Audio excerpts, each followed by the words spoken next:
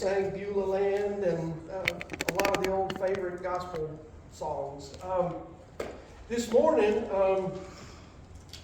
I guess at this point, everybody could probably go to sleep because Debbie's pretty much covered, in a nutshell, what I'm talking about this morning. Lunch it is. Maybe I can manage to keep a few of you awake for just a moment anyway. The last 7 weeks, we've gone over Jesus' 7 I am statements in the book of John. And I'm doing this sort of backwards, but that was not the first time we heard the phrase, I am. We can go all the way back to Exodus and chapter 3 and verse 14. And Moses is not terribly happy with what God is telling him to do. I'm not a spokesman. I stumble. Some people think it may have even been some sort of a speech impediment, but public speaking was not his thing. And he finally says, if I'm carrying this message, what should I call you? And if we look in context of the time, they're in, the Israelites have been in bondage in Israel for something close to 400 years at this time. And the Egyptians had a god for everything.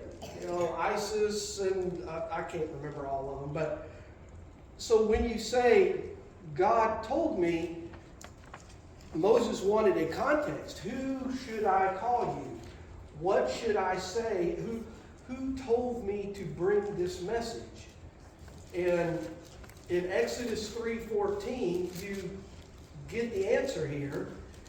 And this goes back to what Jesus said we studied for the last 7 Sundays. I am who I am. What a deep statement. And it's short, so you think, well, exactly what is he bringing across with this? I am who I am. Short, but crazily full of depth.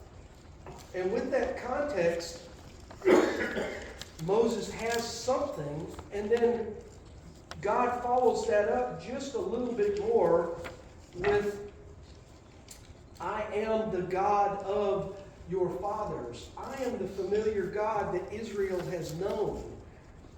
But I am who I am.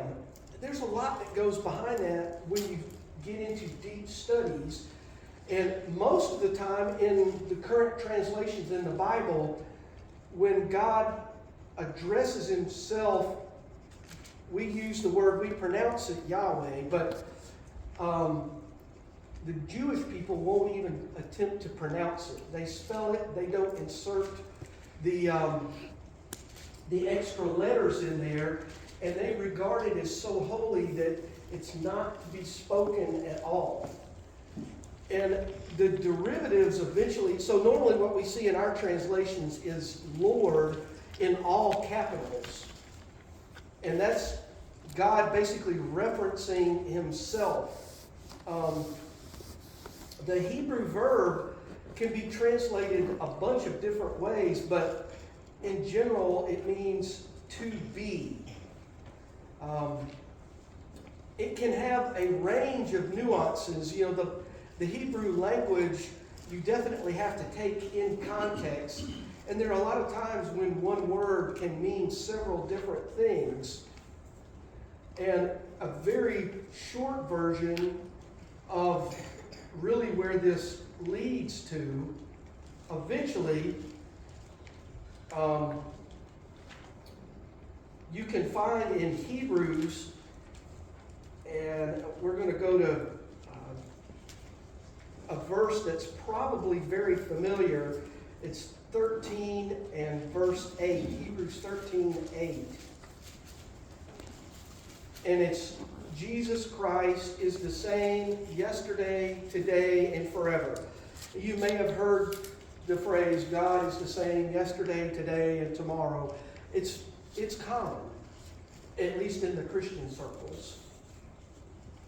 And that translation again, this goes way, way back, but that phrase or that word, if you're getting into the scientific study of the language in the Bible, it's the, I'm going to mispronounce this, but the tetragrammaton, one of those. And that is actually used in the Bible just over 6,000 times. And the root of this all comes back to this, I am who I am. I am yesterday. I am the God that preceded all of our existence. I am the God that is here with you now and today. And I am the God that will keep my promises into the future.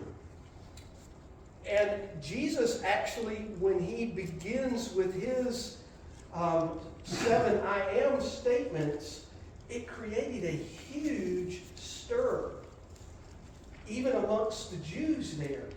I am who I am. And at this point, anybody that had any grounding in the scriptures knew that what Jesus was claiming was Godhood. I am who I am. I am God. And that was recognized. How many of you have read enough into that to remember what their reaction was to him claiming deity? They wanted to stone him. They actually were out to stone him for having the audacity to claim, I am who I am. I am God.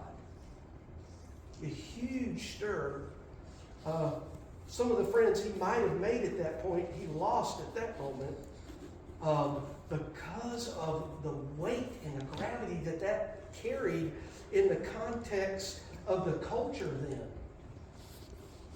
You know, think about it in terms of somebody that's not a Christian and you walking around in the general public now.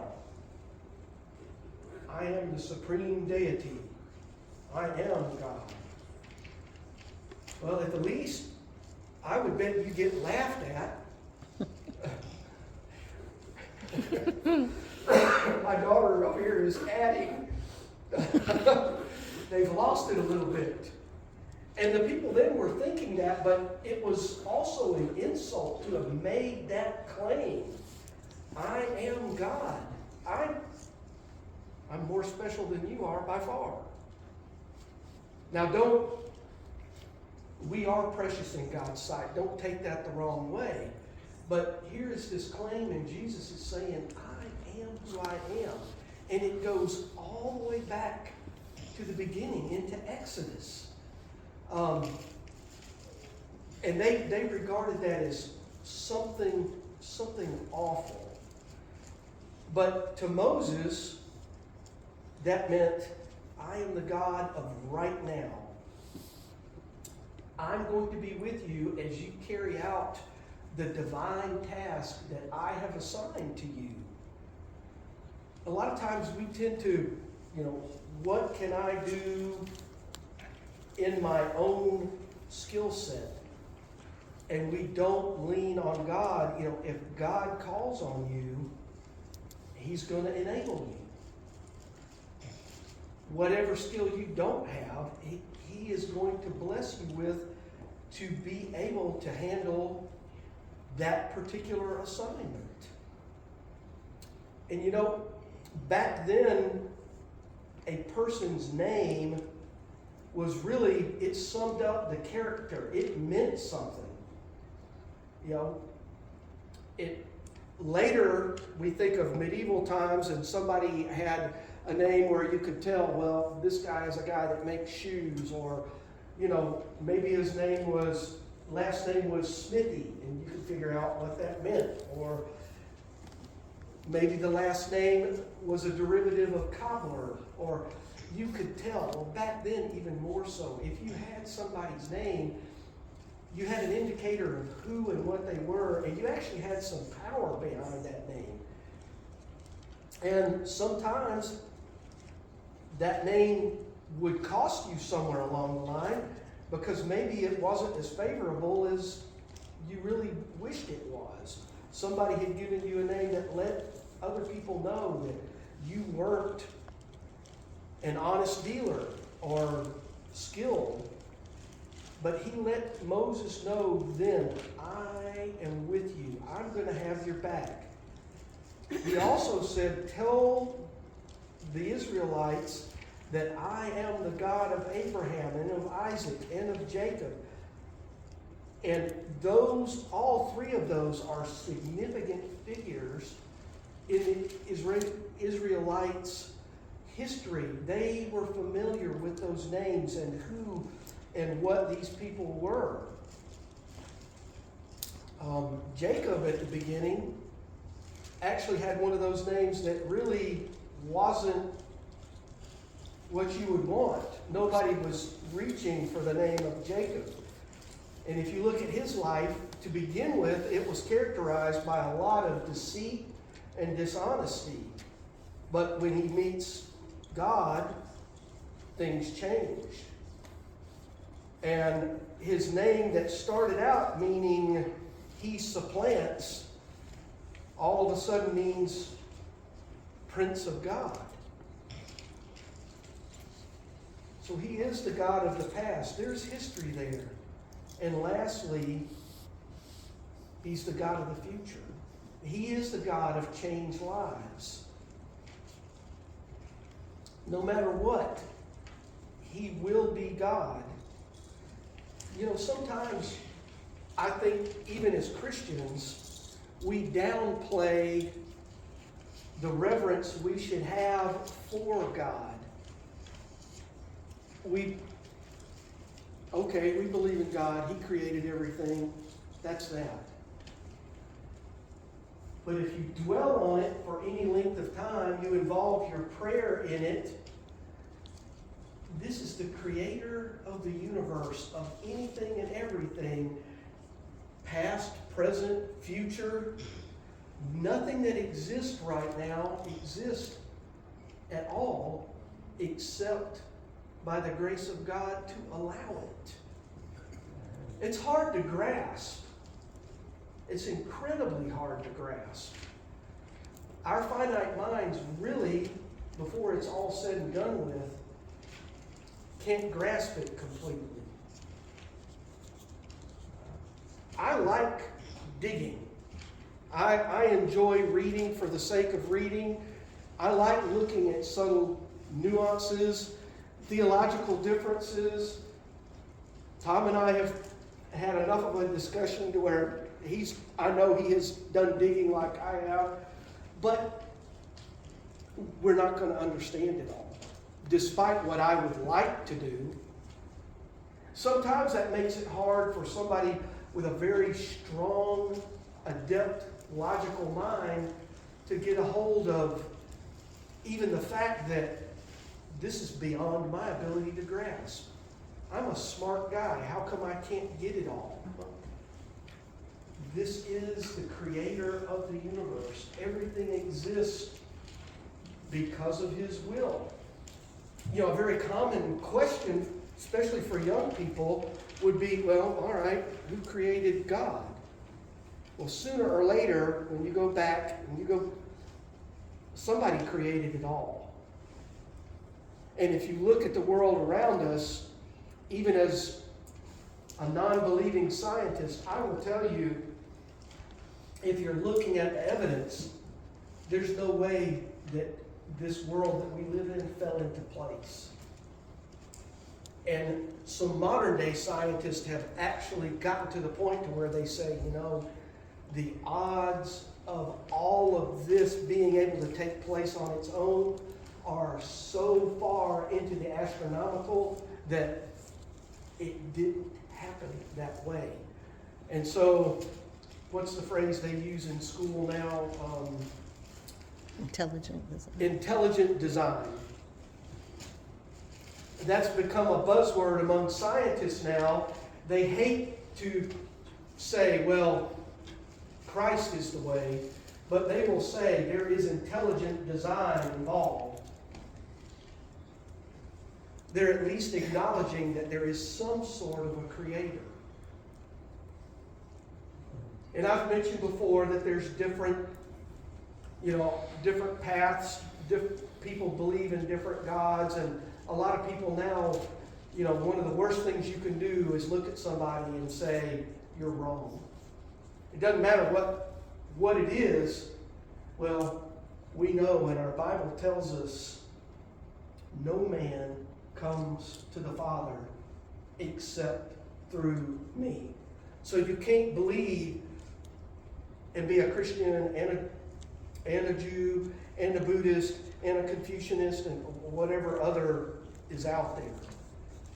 Jesus is the one way. One way. And that's it.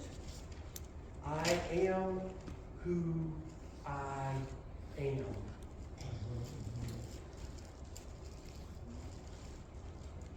God said to Moses the same thing he wants to say to us today. I am the God of the past. I've spoken to your ancestors. I've been with the leadership of your church in past generations. And even though they weren't perfect, I worked with them, I loved them, and I saved them. I'm also the God of today. I'm not locked into an ancient book or tradition or history or into a shoebox or any box. What I did for Moses and for Israel, I can do for you today. I want to do that today. I want to be your God, and I want you to be my people. And finally, I am the God of the future. I'm going before you. I'm not going to change. I will keep my promises to you because I'm going to be with you tomorrow and forever. Because of God's existence, God never needs improving. He doesn't get better. He doesn't develop. He doesn't mature. He's already perfection embodied. We can live with him now and forever. I am the great I am. So today, what do? We respond with faith to our God who knows your past and your present and your future. Let's go to the Lord in prayer.